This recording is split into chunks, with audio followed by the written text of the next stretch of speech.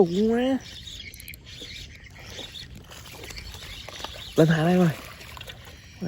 Cái đầu không có thấy giật.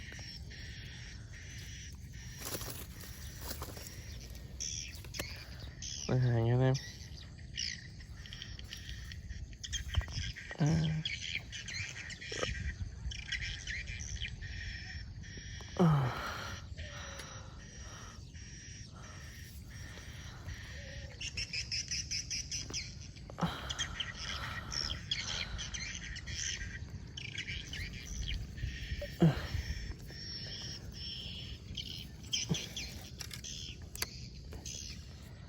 Đây này.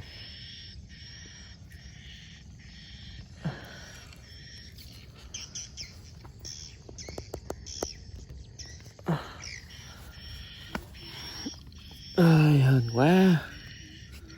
Một con nha anh em. Tụi nó xảy mẹ rồi. R15 tiếp nha.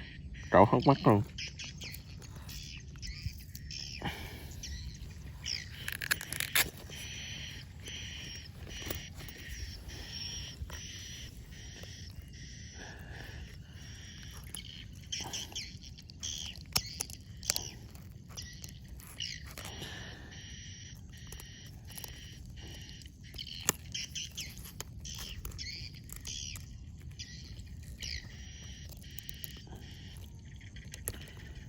R15 của Lâm Triệu Quân quá ác.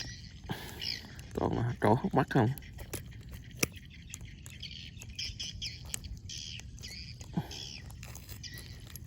Rồi ok.